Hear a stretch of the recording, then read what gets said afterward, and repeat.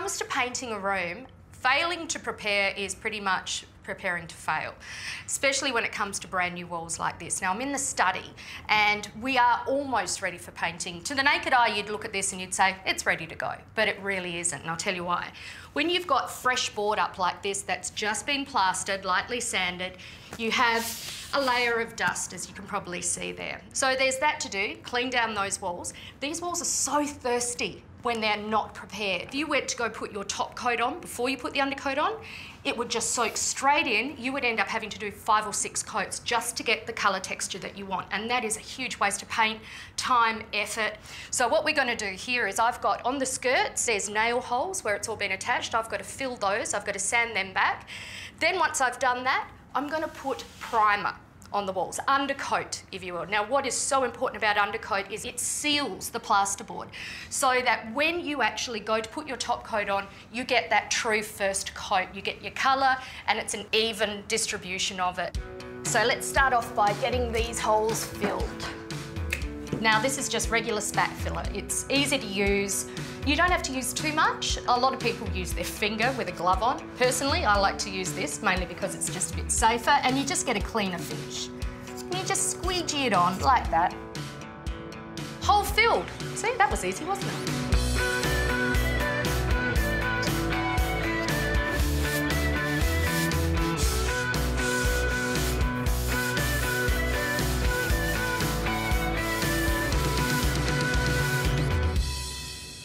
Okay, so I've given the walls a light sanding and they're beautiful and smooth now, quite well prepared.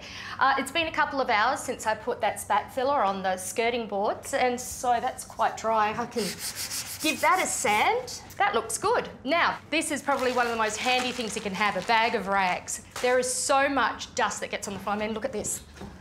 That's just from kneeling down. So imagine this still on the walls. You don't want to add paint to that. So you want to give everything just a good wipe down. It doesn't have to be a damp rag, just a dry one's fine. T-shirts, old T-shirts are brilliant for this. But just give everything a good smoothing over because, as I said, you really want to give that undercoat the best possible chance because it's got a really big job to do.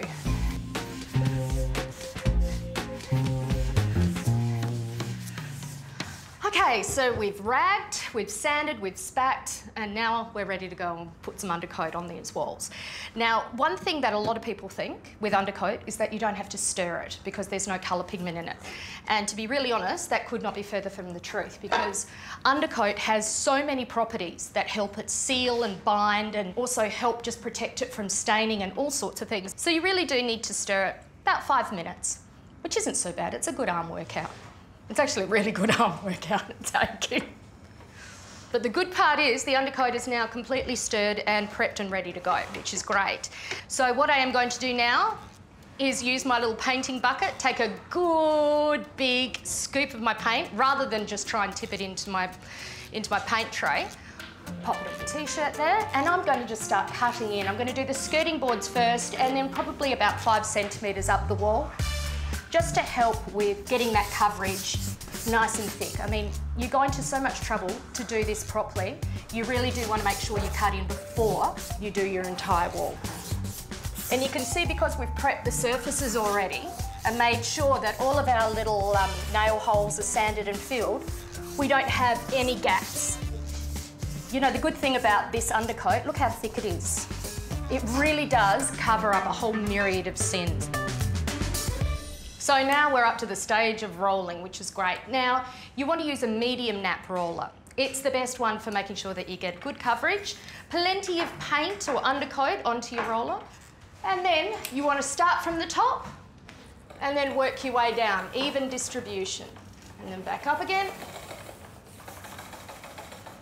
Now, when you're going for your next section of your paint, you want to make sure that you're just over a quarter of where you previously painted. That way you get even distribution. And I can't tell you the difference in having a medium nap on the roller to having something that's a lot thinner. This is just brilliant because you actually, as I said before, you get that really good coverage. So make sure you get plenty of paint onto your roller, and also to make sure that you keep your rolling device on the actual rolling holder. You want to keep it, the open end, this end here, working in the direction that you're working in. That way you're using the momentum to keep it on. Trust me, there is nothing worse than a projectile wet roller. Trust me, I know.